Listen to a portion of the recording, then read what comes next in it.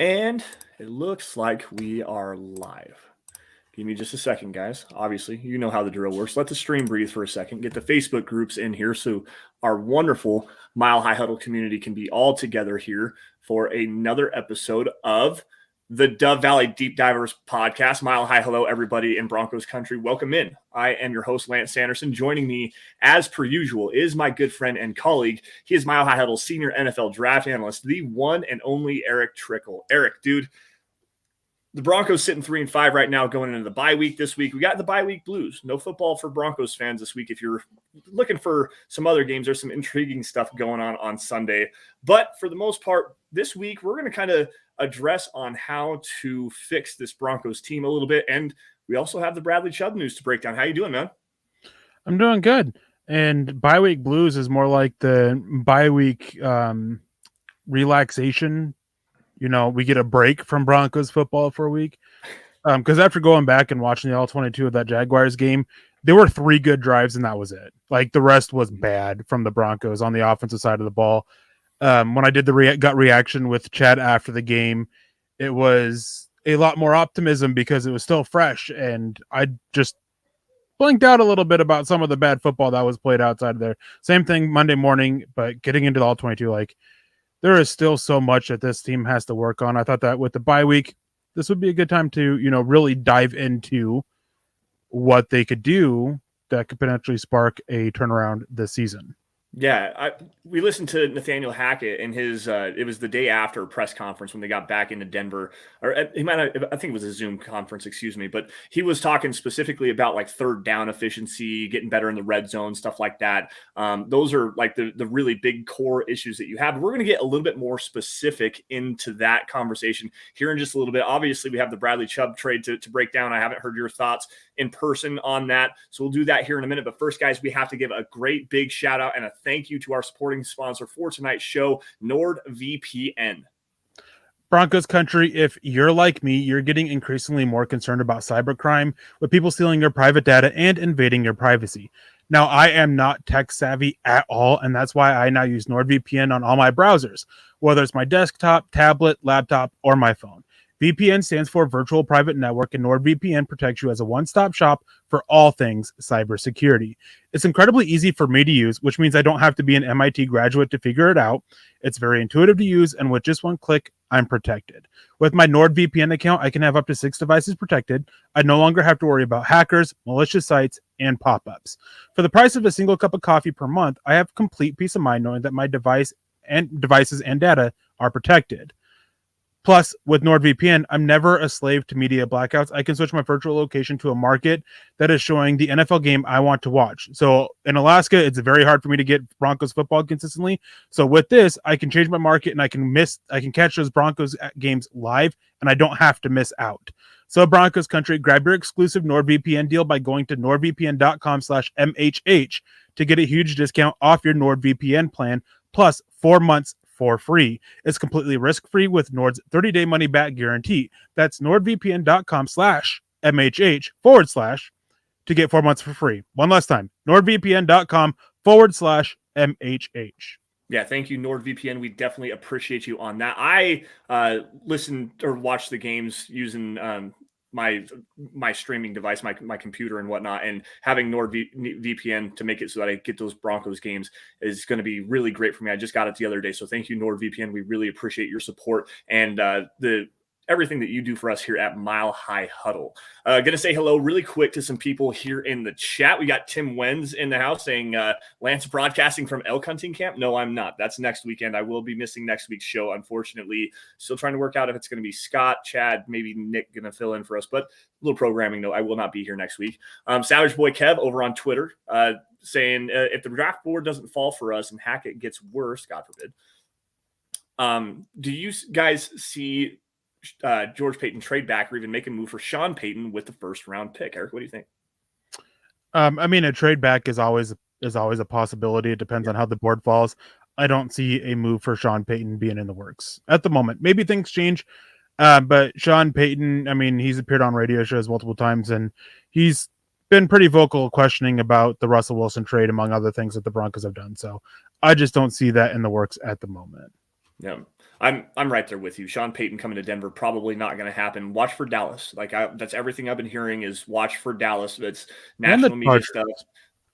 That's a new one. I have not heard that, but it's very intriguing with Justin Herbert and that offense, the weapons that they have there. So, especially with Austin Eckler, the ability that Sean Payton had scheming open Alvin Kamara was amazing there in New Orleans. So, him with Austin Eckler and Justin Herbert, that's very intriguing to me. Mike S. in the house. We got Jamie as well. Spud Muffins. That's a new name for me. So Spud Muffins, welcome into the show. Jay Taylor, Manuel over on Facebook. What's going on, guys? Welcome into the Dove Valley Deep Divers podcast. Guys, we're going to break down what the Broncos need to do, but I do want to get into this conversation with the Bradley Chubbs trade. It was Bradley Chubb and a 2024 fifth-round pick sent to the Miami Dolphins in exchange for a 2023 first-round pick, a 2024 fourth-round pick, and Chase Edmonds, the running back, kind of jitterbug back, better receiving back than more between the tackles, runner. He's an outside zone kind of a guy. Eric, what were your first immediate thoughts about the return that the Broncos got for Bradley Chubb, a player that hasn't necessarily lived up to expectations as a number 5 overall pick for this franchise? I mean, getting a first round pick for him is great. I mean, Denver, obviously, we talked about a lot. They only had 5 picks in the upcoming draft. Now they have 6, and it gives them a little bit more versatility. They can use it to move down. With 2 third-round picks, they could even potentially move up a little bit for a pick if needed. So that aspect of it is fine. The rest of it is just, it's just whatever. I'm not a big fan of Chase Edmonds. He's an outside zone only scheme running back, or outside zone scheme only running back. And that's what he's doing in Miami. And he's averaging like 2.6 yards per carry. He's not been good in a scheme that fits him perfectly. He does offer more as a receiving back, but I would have preferred another pick this year. Even if it was another 4th round pick this year, or a 5th round pick, or even a 6th round pick, I would have preferred that to Chase Edmonds, who you're cutting after this year because his contract for next year is gross. Yeah. I'm with you on that one. And quite honestly, I would have done a 1st and a 3rd round pick if the Dolphins were willing to do something like that, rather than take the 4th next. So not this coming season, but next season as a 2024 4th round pick, and then Chase Edmonds on the side of that as well. Give me that 3rd round pick this year, or maybe even a 3rd round pick next year, and it might just go over a little bit better for me. I think the value was good though for what the Broncos were able to get for Bradley Chubb. Again, he hasn't necessarily lived up to expectations. He's missed more games than he has total sacks. I believe that's the correct number on that. It's very close to that regardless. So with Chubb, who's a very good run defender, and the ability to get after the passer, is great to have that. But the Broncos have 3 guys right now that they're hoping to get a little bit more development from in Nick Bonito. They also have Baron Browning, who is shown to be a rising star in this league. Randy Gregory, when he comes back from injury, they have some opportunity and some options there at the edge rusher position to move on from a guy like Bradley Chubb and hopefully not have a significant drop off. And this also brings out another big thing. I was talking with some guys on a radio show the other day about Draymond Jones and the role that he's going to have in this defense. What do you think is going to be the role for Draymond moving forward? He's going to have to be the focal point of this defense, no? Well, I actually have just an article that should be coming up today about the replacing Bradley Chubb with the players on the roster. Like you mentioned, Baron Browning. Baron Browning, yeah, he's going to step up into a starting role, but you just need him to keep being who he was. Yeah. Like he's not going to step in and fill that Bradley Chubb role, because then you just really. So basically, the best way to put it is he's going to help fill that Bradley Chubb role, but then you have to fill the Baron Browning. It's a domino effect. Yeah. And Nick Bonito, like, he's the worst graded. I'm not a big fan of Pro Football Focus's grades. He's the worst graded run defender on the Broncos in the edge room. Jonathan Cooper is now the highest, and Jonathan Cooper has actually shown significant improvement. Jacob Martin's an interesting piece. So they have the pieces to limit the negative impact with the loss of Chubb, but there is no replacing him.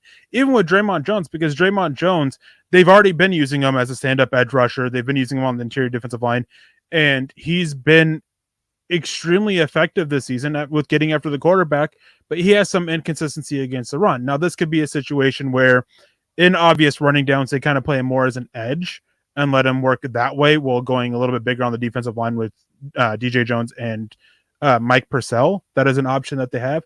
So I don't expect things to change, have a dramatic shift for the way Draymond Jones has been used.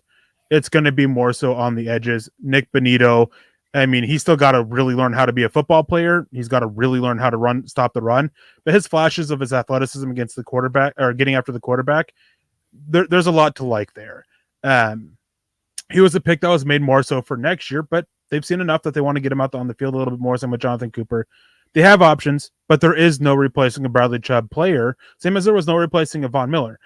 Now, one thing in this article that I mentioned, whenever it should be published, you guys should definitely go check it out, is last year when they traded Von Miller, there was nobody at the edge position that could consistently get after the quarterback, and there was no pressure at all, hardly at all after Von Miller was traded.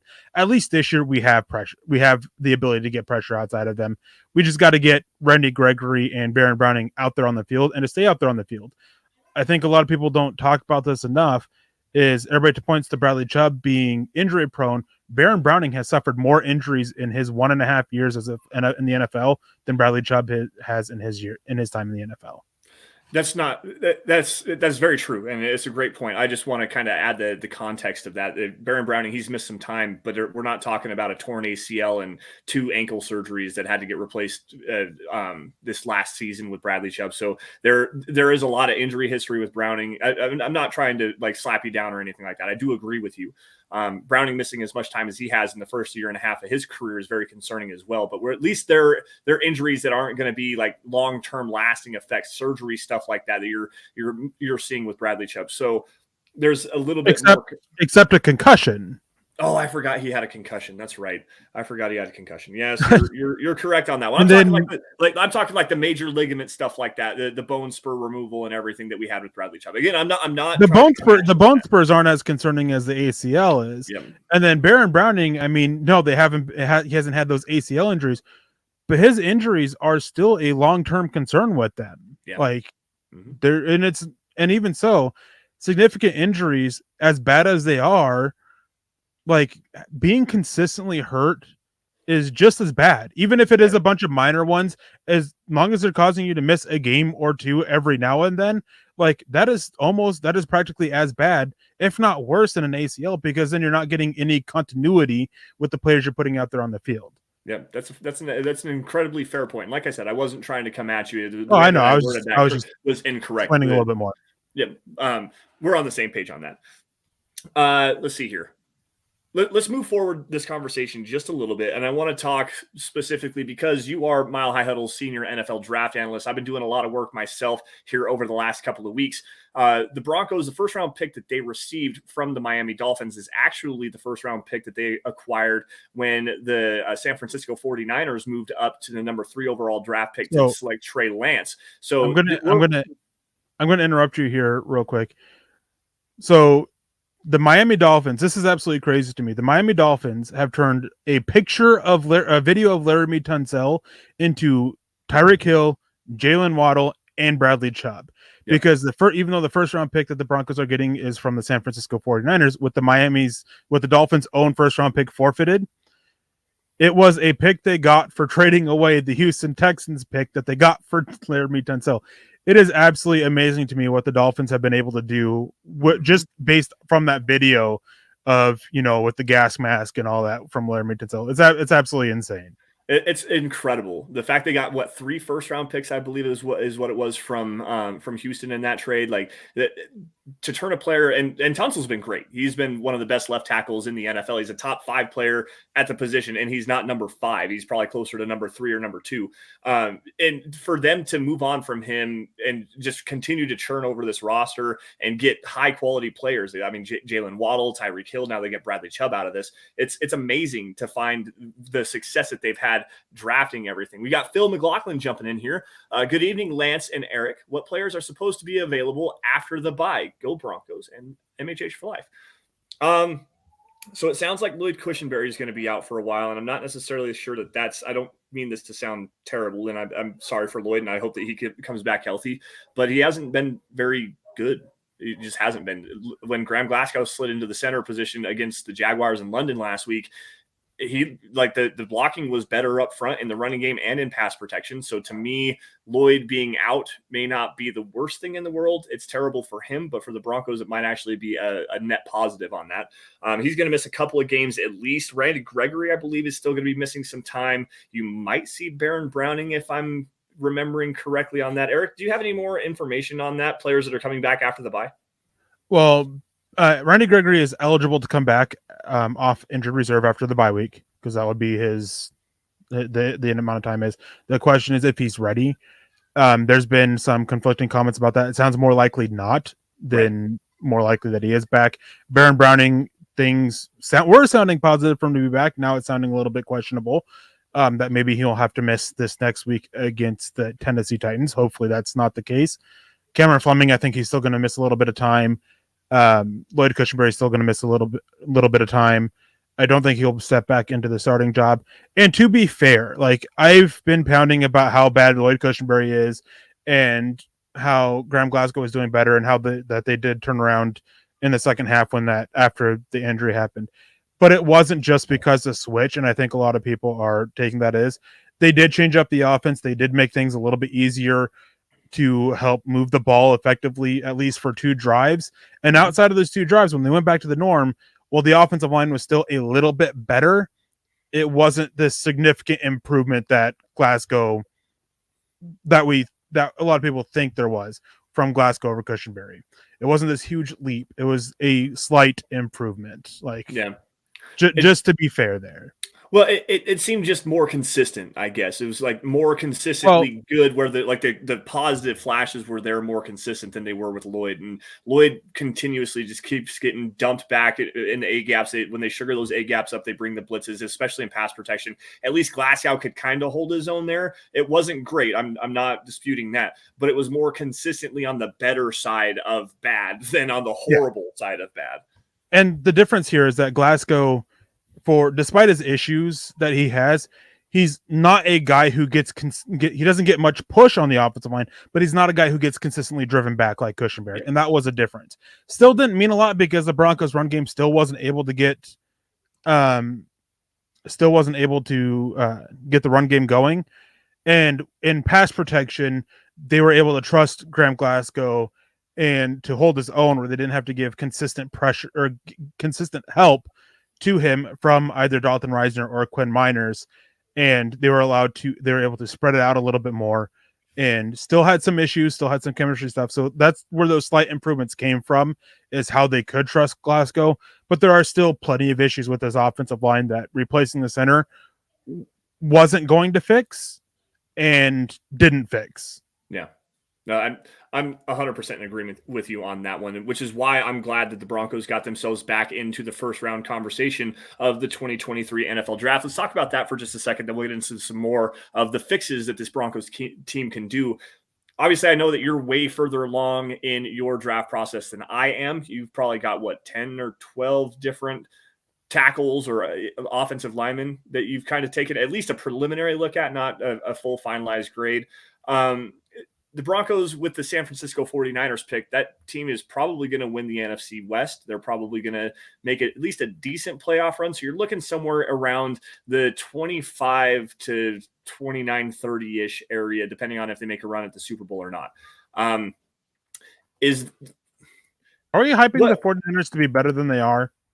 Kind of, maybe a little bit. I'm not sure. I just don't trust the Seahawks. I mean, I love the way that Geno Smith is playing, but with Christian McCaffrey, that offense got a little bit more multiple in what they can do with him out of the backfield. They've also got Deebo Samuel, who's playing really well as well. The big question mark is Jimmy Garoppolo. And if Jimmy Garoppolo is playing the high quality football he's playing right now and not Jimmy Garoppolo, like he plays the 90% of the time that he plays, there's a possibility here. I want to see what the defense can do moving forward a little bit. I think there's some question marks there specifically against the run, but that's a team that I'm not necessarily hyping up huge, but they are going to probably win the NFC West, if nothing else, and they are going to make a playoff berth. So that's kind of where I'm coming from with that. So let's call it 22 to 29, 30, somewhere around in that specific area of those playoff teams. I think that's where you're going to get from there. in that particular range, there's a couple of players that I kind of have my eye on, specifically one that's incredibly athletic and multiple across the offensive line. And Paris Johnson, the left tackle from Ohio State, formerly a guard there. I believe he played right guard, so he's played on both sides of the offensive line. Have you got a good look at him yet? Did I lose you? Yeah, I was reading something in the chat. Yeah, I've gotten a good look at him. I like him. I don't love him. He's going to go a lot earlier than I think he personally should have at the moment. Mm-hmm. Obviously, there's still a lot in. And as you kind of hit on it, nothing here is finalized when it comes to my draft stuff. Like, there's still plenty of college season left to go, and I still haven't seen every game up until now. I like him. I don't love him. I don't think he's a guy that you can bring in and start right away, at least at offensive tackle. Maybe at guard he is. But in the first round, I'm not taking a guy, even if he can develop into a tackle, I'm not taking a guy that I'm starting out as a guard year one in the first round, because you can find those guys that you can get experience in round 2 or round 3 on the interior and then continue to develop them to work out onto the tackle out to the tackle spot. There's a few tackles I like a little bit more.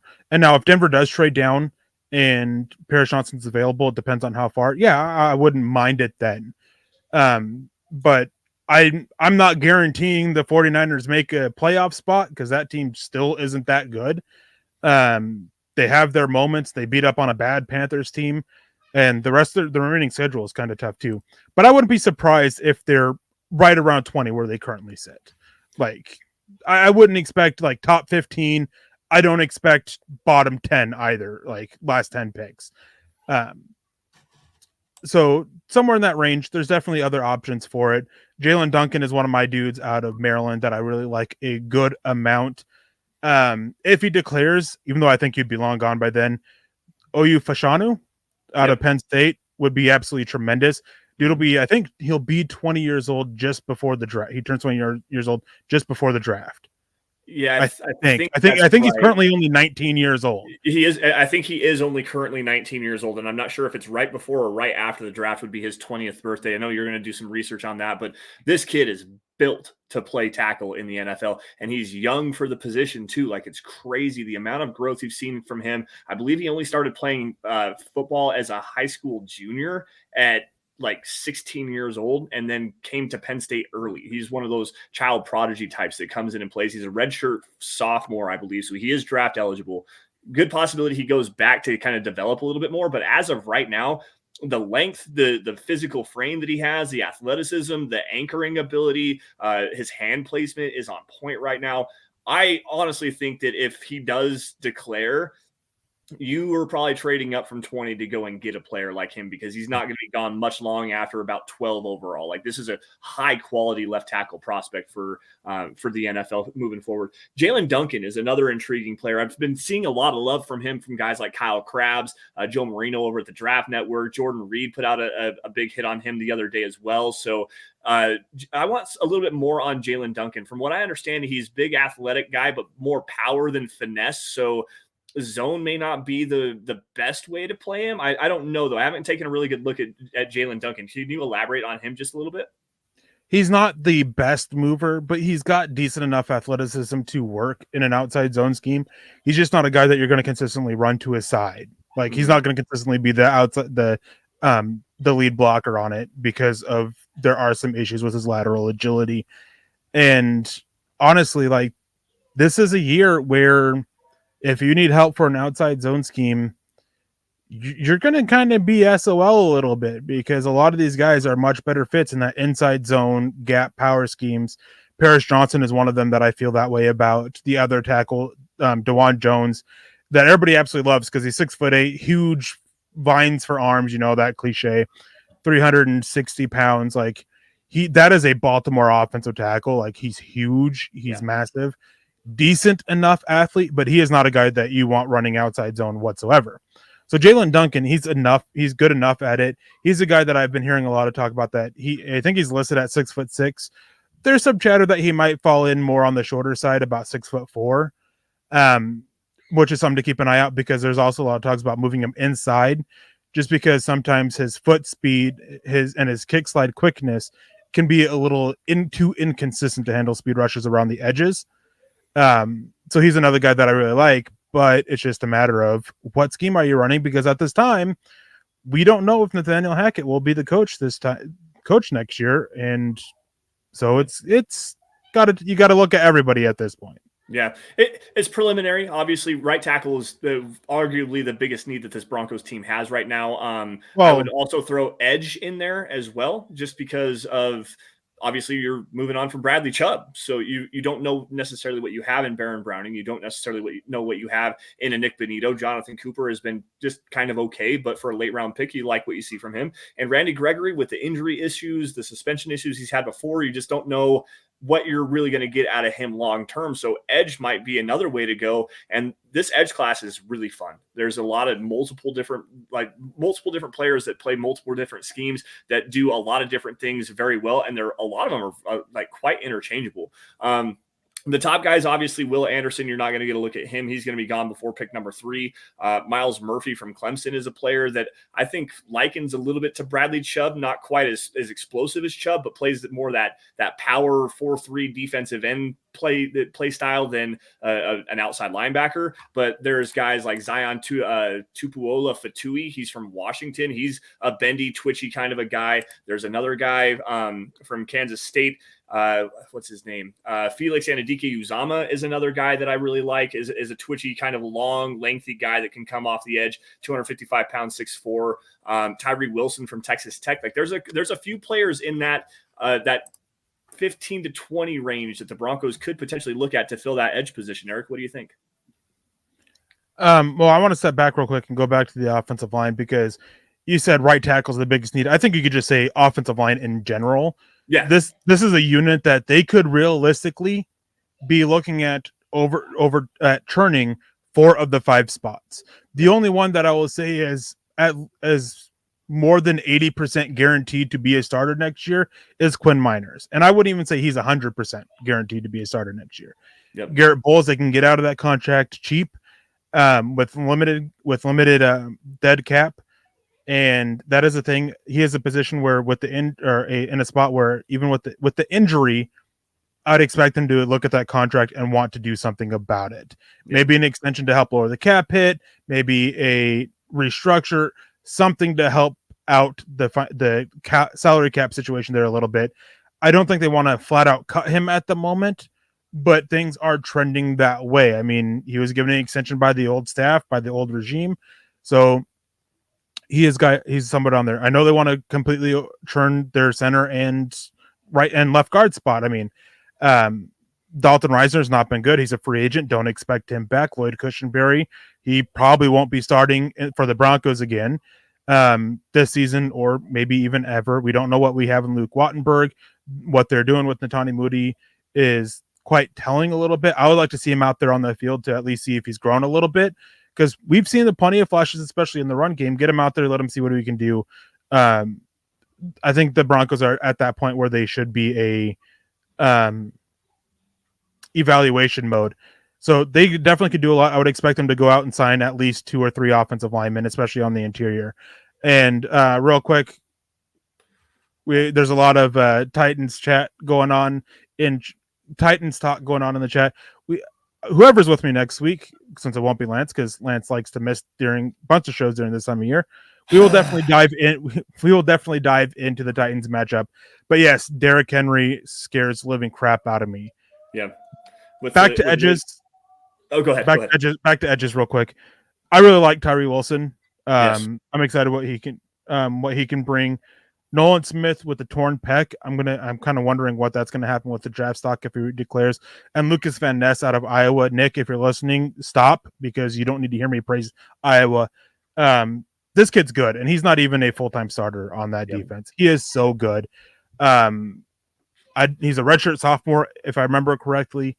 So I'm not sure he declares, but if he is, I would not be surprised if he goes pretty early.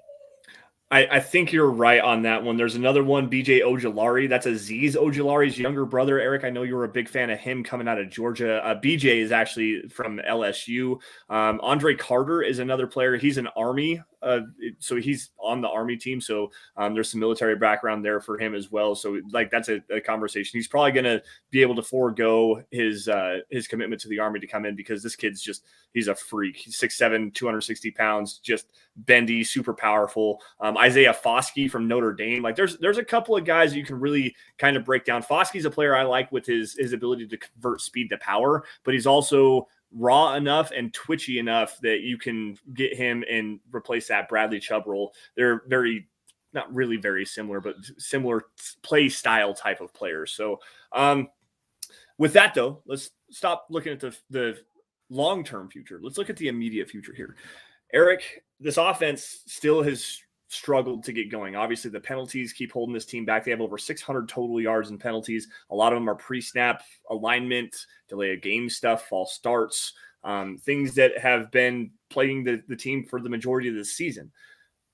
Obviously, that's the first thing you have to try to figure out. But another thing is unlocking Jerry Jeudy, which they've done a better job of. And how do they continue to incorporate a young tight end who's playing incredibly well for what he is in Greg Dulcich? Are those the two main focuses that you need to get this passing game sparked up? No, we do what we saw Denver do on those 3 touchdown drives. Make things super easy and basically you're cutting the field in half. You're giving a 1 or 2 reads to the quarterback, and you're getting him to not make his mind up pre-snap. Like that's what you got to do with those big passes to Greg Dulcich that we saw against the Jaguars.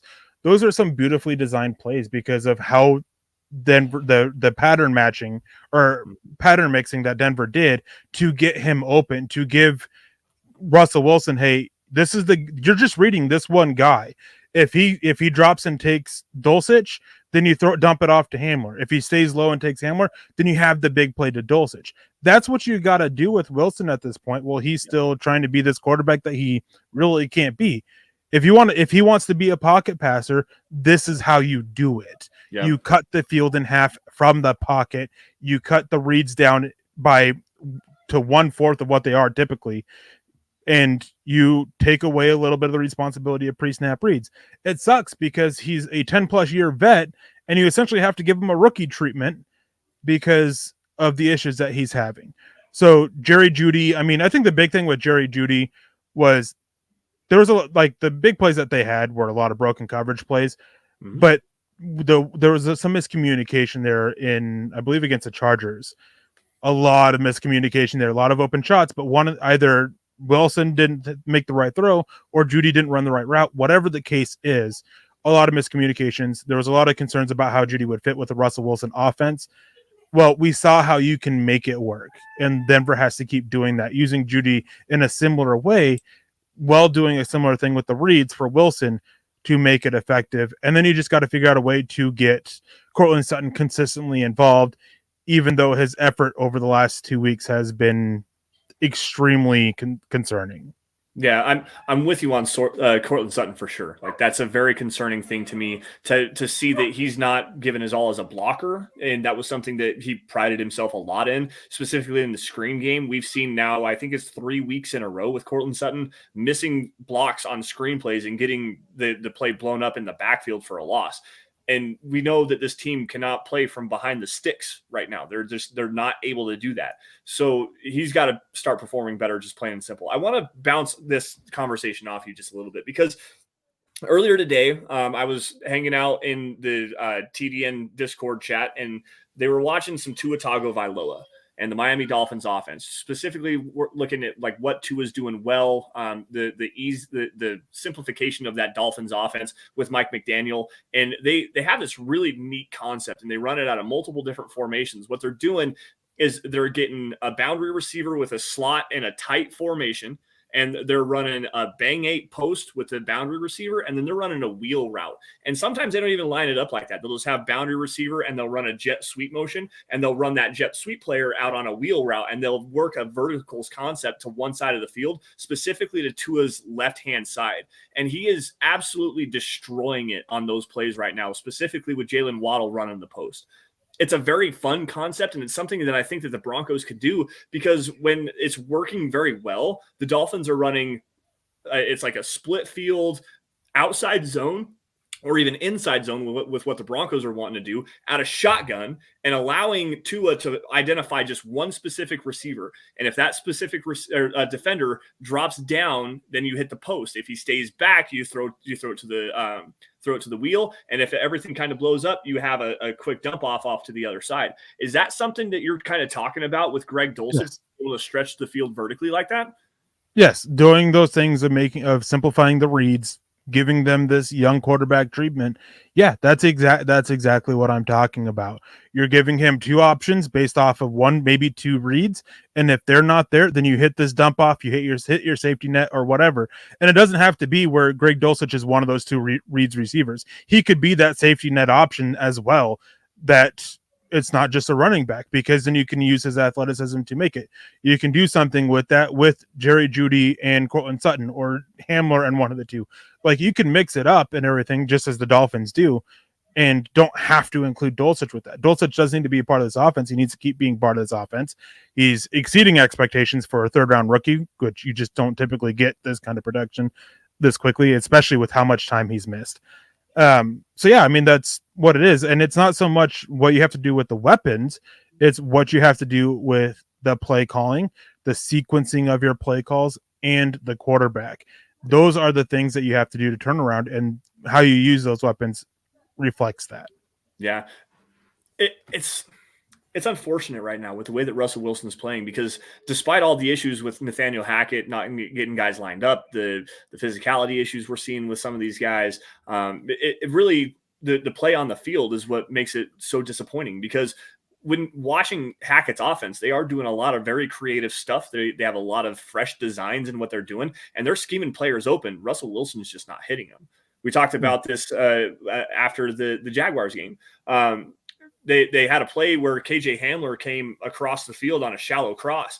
And if Wilson just steps up, evades to his left just a little bit, he doesn't even necessarily have to start running. Just step up into the pocket, quit getting happy feet, scan the field. KJ Hamler is wide open. There's no one around him. And he's probably running that football all the way back to the United States. Like, literally, there was no one there, and no one's going to catch him. So we're seeing that a lot. I mean, just go to the ESPN Next Gen stats. I looked at it last night. Jerry Jeudy's still averaging 3.4 yards of separation per route run. That's like 10 feet, guys. Like 10 feet in the NFL, that's wide freaking open. And Russell Wilson's not figuring out a way to get him the football consistently. Cortland Sutton's like 2.7. KJ Hamler's like over 4. It's crazy the amount of separation these guys are getting. And this offense just cannot get kickstarted. To me, that's not the players at the wide receiver position or the scheme design. Obviously, you're getting your players open. Your quarterback just has to find them. And that really is the biggest issue with this Broncos offense right now. Yeah, I mean, it is. And that's something that I've been harping on a lot with Russell Wilson, is the missed receivers. And I know that there's been some defending him of, well, he's reading the other side of the field. But that just brings out another issue with this, is that his pre-snap reads, he's not properly identifying the coverage pre-snap. You can tell from pre-snap motion whether it's a zone or man. Mm-hmm. Every single play. It doesn't matter. You can tell that, especially if you motion somebody.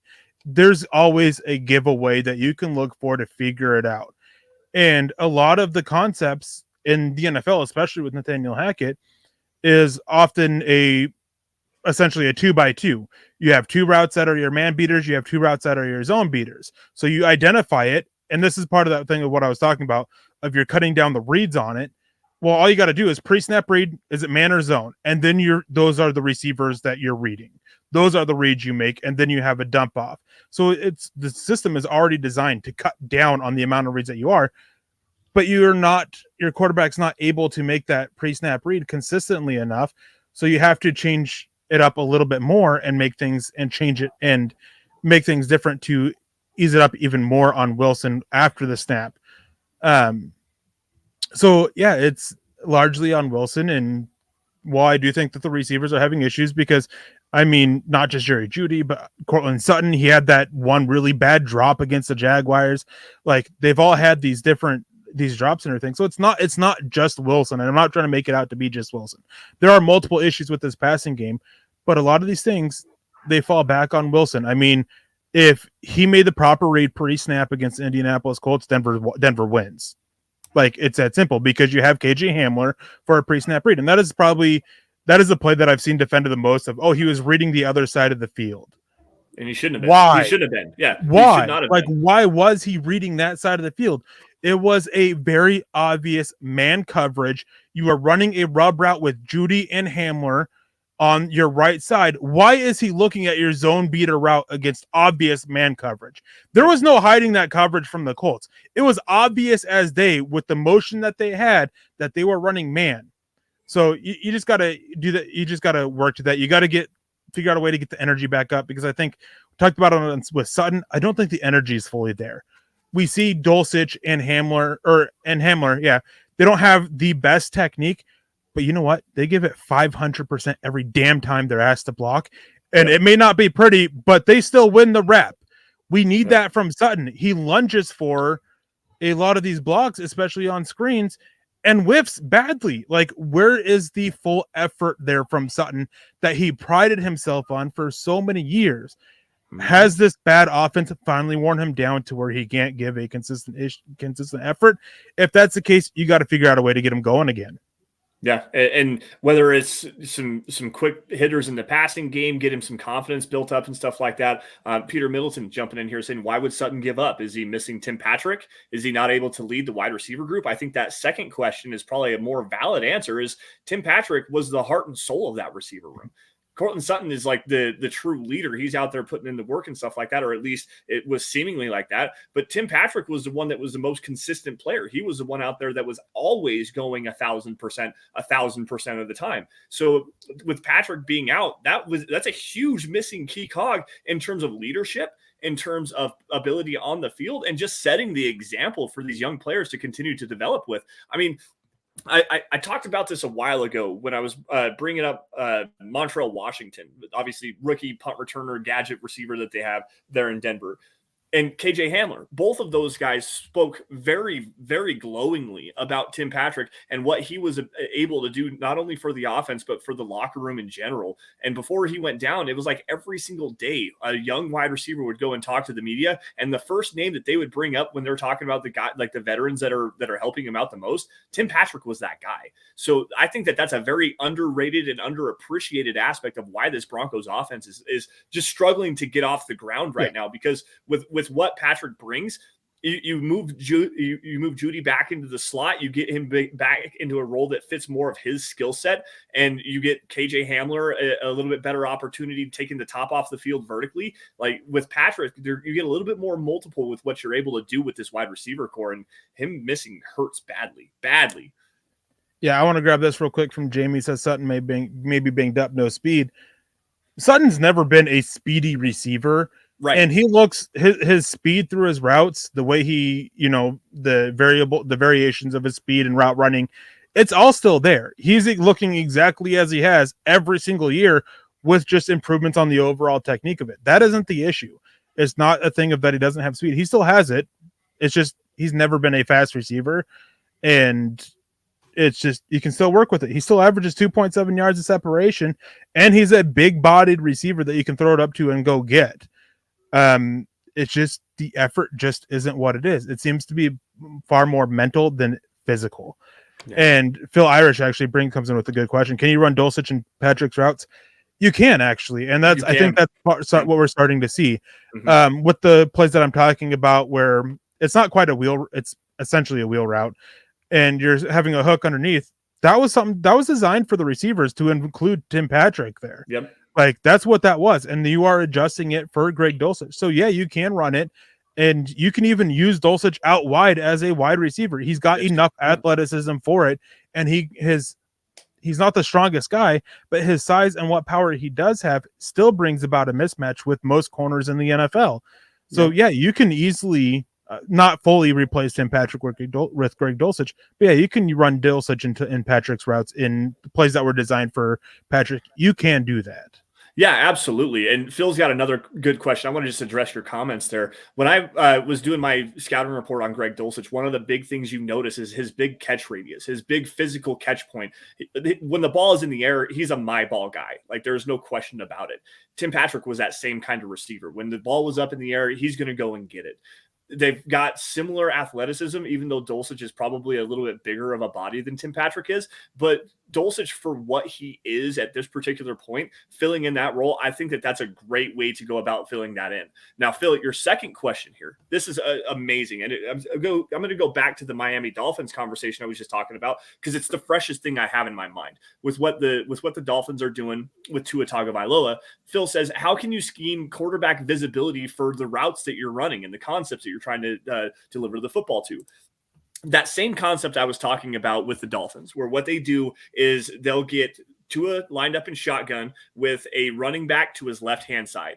And on that same left-hand side, because he's a left-handed quarterback, they're running it's an outside, it's called a bang eight post or a glance route. It's a very quick developing post route, kind of like a slant, but a little bit further down the field. And they're running a wheel route outside the back of that with a jet sweep motion or something like that. They're getting creative with that part of the design.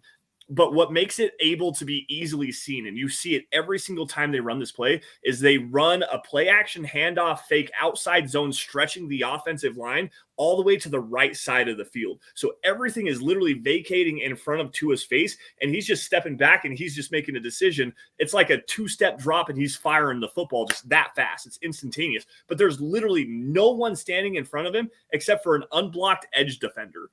So you don't even have to run a bootleg off of it. You can just run a quick play action fake. Everything vacates in front of you. That's how you scheme up visibility for quarterbacks that are struggling to see the field in terms of making their reads and identifying which players to deliver the football to.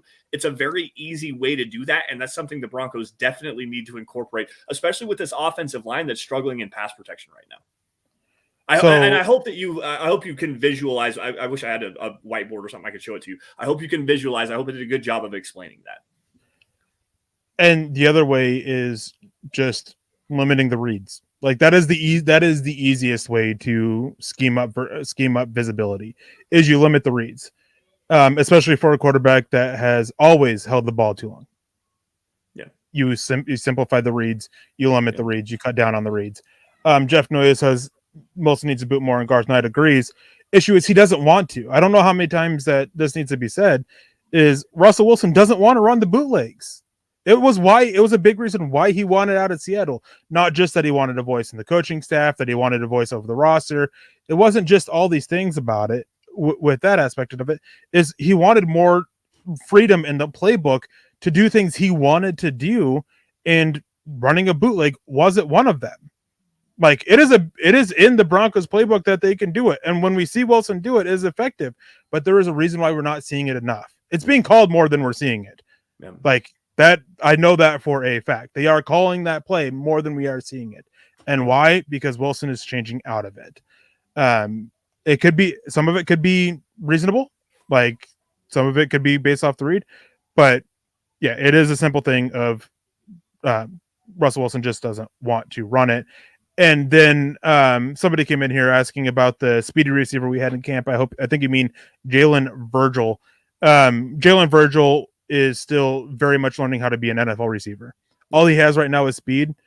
His routes, even in preseason, his routes weren't great. He just brought speed. He was able to run a straight line down the field, essentially. That's what the case. That's why he's been inactive. That's why he hasn't seen the field. I thought that the Jets game would have been a good game to get him out there on the field at least a little bit, because he and Brett Rippon do have such great chemistry that it would have been nice to just, go throw a go route. And I don't know why my camera keeps freezing up as much as it is tonight. I apologize for that, guys. So that is definitely the reason there. I know a lot of people want to see Jalen Virgil on there because of those big plays in the preseason, but we do have to remember that those big plays came against guys who aren't on NFL rosters. Most of them aren't even on NFL practice squads anymore. So just something to remember that. And Jeff, many couldn't run, but still booted when you need. Exactly. That's the point I'm getting at, is Russell Wilson wants to be this pocket passing quarterback like the Tom Brady and Peyton Manning, but he needs to realize that those guys would do it when they did it or when they needed to because it was effective. He needs to be, I don't want to say he's putting his own image above the team, because I don't think that's the case at all, but he wants to be what he wants to be. And I don't think that the coach is exactly the right coach to pull the reins and say, all right, We got to go to what is working. Yeah. Gary Palmer jumping in off the top rope. Holy cow, Gary. Thank you so much for that generous super chat. We appreciate you for joining us on YouTube. Typically, you're over on Facebook if I got the right Gary. I think this is the right Gary Palmer. There were some issues with, I believe, stars. Yeah, I saw that earlier. Someone said not to mention their account, so I won't. I'm not sure what's going on with the stars, guys. Jump on over to YouTube if you get the opportunity to. If you are willing and so generous enough to support our show tonight, jump over to YouTube. At least that we know that is working. And Gary, very generously here. Thank you, Gary, for all of your support all the time, man. We really appreciate it. Great pod, Lance and Eric. It's very informative. And go Broncos. Thank you for that, Gary. We try to bring in some different conversation every time we do the Dove Valley Deep Divers podcast, and we appreciate your love and support for every time that you are here. Sorry, I just want to grab this real quick from Savage Boy Kev. Where is Tyreek Cleveland? Hopefully on his way out the door. Yes, I'm with you on that. Everyone touted him up as this great special teams player, and he has not been good on special teams. It doesn't bring anything offensively either. Like you're seeing better results with Judy and Hamler right now than you were with Tyreek Cleveland when in the limited snaps that he was getting. I'm not a Tyreek Cleveland guy. Sorry, miss me with that. And it was right to prop him up as this. Because when we did see him on the field, he did do a good job blocking, and he did do a good job as a gunner. So it was fair to assume that was the case. But now we have more recent play, and it has just been consistently bad. Yes. It got to the point, I can't remember what game it was, seeing him block. After one or two times, I made the comment of, oh, Tyreek Cleveland is on the field. He's going to be a lead blocker. He's going to whiff. The run's going to go nowhere. And that's exactly what happened. Yeah. It's getting predictable with Tyreek Cleveland about his whiffing. And then he's one of those guys that after he fails, he stands around going oh, what was that? Dude, you played poorly. And nothing beats the time that he himself tackled Montreal Washington. I believe against it was Seattle. So he just needs to go. Even though Brandon Johnson was just brought back, get Brandon Johnson out there at this point. We know what Tyreek Cleveland is, and it's not good. Well, maybe Jalen Virgil. We were just talking about him a little bit ago. Let's see what Jalen Virgil brings to the special teams unit, because undrafted free agent like that played really well in the preseason. He's a returner only, though, on special teams. He's not a gunner. He's not physical enough to be a gunner. That's a fair point. I'm thinking of other different options to throw out there. Brandon Johnson. Yeah, okay. That's a fair point. Two quick questions. We got about 5 minutes or so before we got to get out of here, guys. Specifically back to the offense. Eric, I know that you're not down on the defense, but you're it's a top 10 unit, not a top 5 unit. Everyone's kind of overhyping him. Don't disagree with you. It's like 6 or 7. Yeah, it's a very good defense. Let's be honest here. Elite, maybe not, but very, very, very good. So we don't need to necessarily fix what's going on defensively right now. I want to continue just focusing on this offensive side of the football. And the one thing that we're seeing with this Broncos team is they cannot run the football consistently at all. Literally at all. The longest run that they have this season is 17 yards, and that was Mike Boone. I believe it was against the Texans or something like that. It was a long time ago. They cannot keep anything going on the ground. They are just failing up front entirely, and they're not sticking with it when the things are actually going well. They're not sticking with that with the running game offensively in general. Is that a Russell Wilson thing, or is it a scheme design kind of thing? Because I got an interesting point here I want to bring up in terms of how the offensive alignment is working here. It is a matter of the running backs aren't good. The run blocking isn't good. And the run scheme lacks an identity. And the identity that they want is something that you can't do because your wide receivers aren't good. This is in terms of run blocking, just to be clear here. And your tight ends aren't good. You can't run an outside zone scheme if you don't have tight ends that can't block on the edge. You can't run an outside zone scheme if your wide receivers can't give an effort, Judy, on the edge, or Sutton in the last few weeks. They have predominantly turned into an inside zone scheme because that is what they can do with their offensive line. They don't have the athleticism or the lateral agility or the lateral movement skills that are needed for an outside zone scheme. It was always a bad idea, in my opinion, to try to turn this offensive line, especially with the players that they got. Tom Compton can work, but nobody else. Billy Turner, Green Bay ran more inside zone than outside zone last year. So it's an issue of that they wanted this offensive line to be something that it's not. And inside zone is where it's at. That is the best place to be because it brings up a good amount of versatility with what you can do with your running game. and it gives you more options on the offensive line, because the movement guys that you need, they're not that common in the NFL anymore. But you can get these power guys that have enough movement skills to work the inside zone. Guys like Garrett Bowles is what he does best. Graham Glasgow, Quinn Miners, this is what he does best. Natani Moody, Billy Turner, that is what Cameron Fleming, that is what these guys do best. Dalton Reisner is the only guy who's really a decent fit in the outside zone scheme, and even his movement skills aren't good enough. But the issue with him is more so that he misses his landmarks to make his blocks on time, and then he just misses. And he's one of those guys that when he makes a mistake, he stands up and goes like this, looking around. Yeah. So the issues with the run game is a little bit of everything. I point to the run blocking more than anything, just because there's no cohesiveness and there's just a lot of bad, terrible play. Yeah, I really tend to agree with you on that. But the one thing that I want to bring up here, and maybe you're going to slap me down on this comment, but it's been something that you and I have talked about multiple different times privately. But the amount of plays that this team is running out of the shotgun is just alarming to me. It's crazy. They are so predictable in their run game because you're running a lot of shotgun stuff, and it eliminates one half of the field. If they're running the ball because Russell Wilson isn't taking off and using his legs in the zone read, there's no multiplicity and multi-directional running from this offense at all right now. And we saw it with the Broncos against the Jets when Brett Rippon was playing. They were under center more with Brett Rippon turning around and handing the football off, and the running game was not significantly better, but was better against the Jets. You have the ability to do this with Russell Wilson. He just wants to stand back and play out of shotgun and be a drop back passer in that aspect.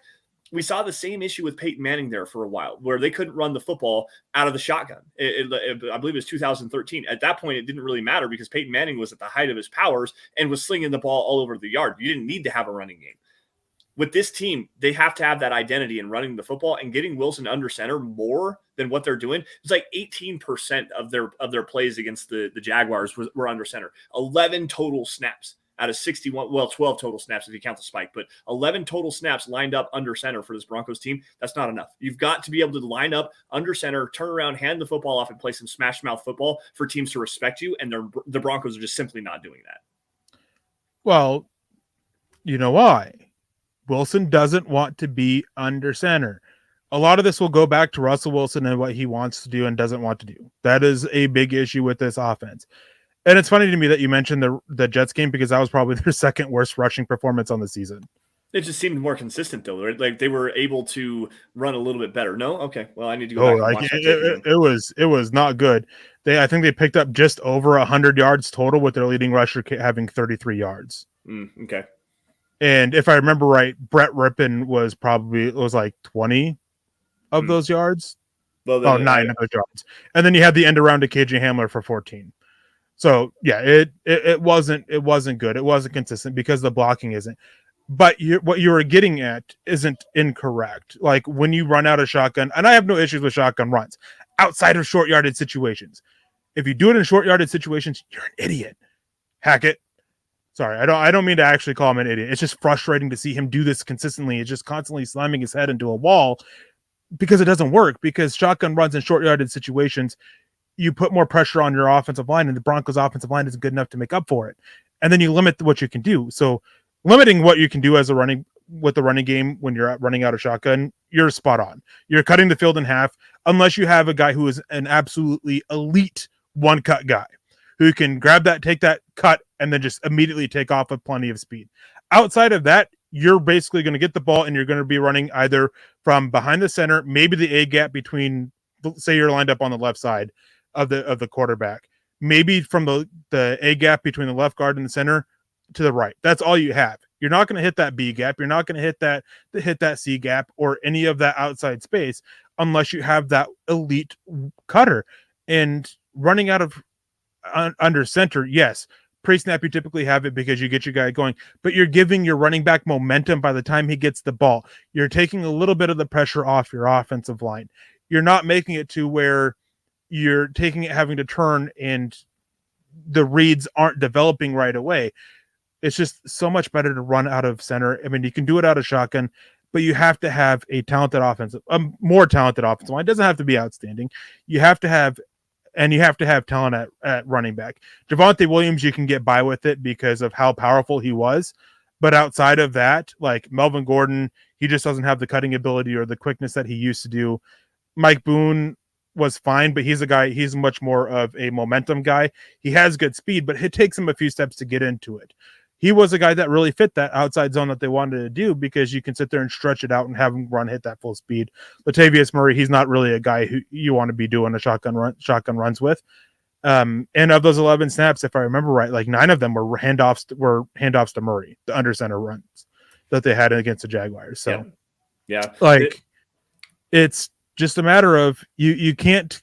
Hackett has to realize, and this is going to blast Hackett for a little bit, with the running game, you can't keep banging your head against a brick wall as he is doing. You need to find an identity. You need to stop going this.